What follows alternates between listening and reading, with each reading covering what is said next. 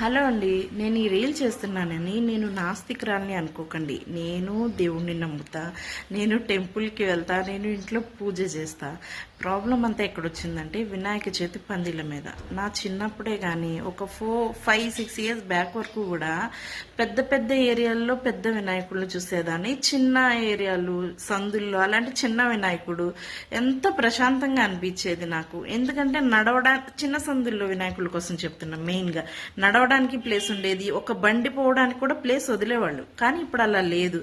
సందుకి ఎంత వినాయకుడిని పడితే, గల్లీకి ఎంత వినాయకుడిని పడితే అంత వినాయకుడిని పెట్టేస్తున్నారు. సో ఆటోమేటిక్గా రోడ్ బ్లాక్ చేస్తున్నారు. స్కూల్ పిల్లలు ఉంటారు, వాళ్ళు మెయిన్ రోడ్ నుంచి వెళ్ళి వెహికల్స్ ఇది చేయకుండా చాలా మంది పిల్లలు సందుల్లో నుంచి వెళ్తారు. కానీ మీరు ఇలా రోడ్ బ్లాక్ చేయడం వల్ల ఆ పిల్లలు వేరే సందుల్లో నుంచి కొంతమంది మెయిన్ రోడ్ ఎక్కి వెళ్లాల్సి వస్తుంది. ఇది చాలా ప్రాబ్లం అవుతుంది. మీకు ఎందుకు అర్థం కావట్లేదో నాకు తెలియట్లేదు. అంటే పెద్ద వినాయకుడిని పెడితేనే భక్తి ఉన్నట్టు, లేదంటే వాళ్ళని చూసి వీళ్ళని చూసి పోటీ పడి పెడుతున్నట్టే ఉంది. కానీ ఇంకెక్కడేం లేదు. ఒక 4-5 రోజుల ముందు నుంచే స్టార్ట్ అయిపోయింది. పోనీ వినాయక చవితి అవగానే తీస్తారా? అది లేదు. బారాజ్ చేసుకొని లేదంటే ఇంకే ఊరేగింపులు చేసుకొని పండగ అయిపోయిన 5-6 రోజులకి తీస్తారు. కానీ చాలా మందికి ఇబ్బంది చేస్తూ మీరు ఇంత సెలబ్రేట్ చేయడం దేనికోసమో మీకే తెలియాలి.